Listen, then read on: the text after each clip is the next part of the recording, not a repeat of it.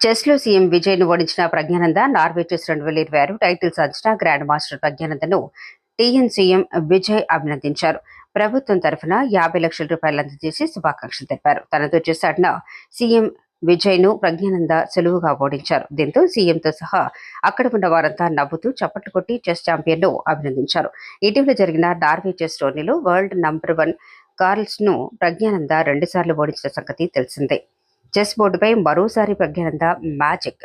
CM విజయ్తో సరదా మ్యాచ్లోనూ విజయం. చెన్నై భారత చెస్ సంచలనం గ్రాండ్ మాస్టర్ రమేష్ బాబు ప్రజ్ఞానంద మరోసారి తన అసాధారణ ప్రతిభను చాటుకున్నారు. ఇటీవల ప్రతిష్టాత్మకమైన నార్వే చెస్ 2026 టోర్నీలో ఛాంపియన్గా నిలిచి ప్రపంచవ్యాప్తంగా ప్రశంసలు అందుకున్న ప్రజ్ఞానందను తమిళనాడు ముఖ్యమంత్రి విజయ్ ప్రత్యేకంగా అభినందించారు. ఈ సందర్భంగా రాష్ట్ర ప్రభుత్వం తరఫున ప్రజ్ఞానందకు 50 లక్షల రూపాయల నగదు ప్రోత్సాహాన్ని అందజేస్తూ సీఎం విజయ్ శుభాకాంక్షలు తెలిపారు. అనంతరం సరదాగా ఏర్పాటు చేసిన చెస్ మ్యాచ్లో సీఎం విజయ్ ప్రజ్ఞానందతో చెస్ ఆడారు.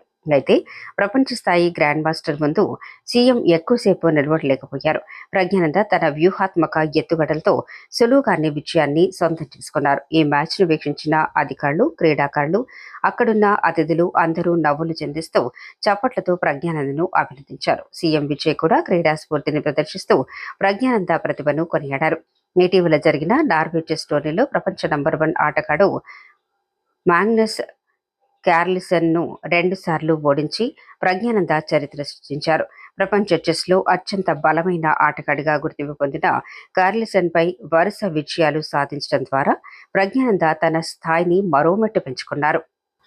చిన్న వయసులోనే అంతర్జాతీయ చెస్ వేదికపై భారత జెండాను రెపరెపలాడిస్తున్న ప్రజ్ఞానంద విజయాలు దేశ యువతకు స్ఫూర్తిగా నిలుస్తున్నాయి.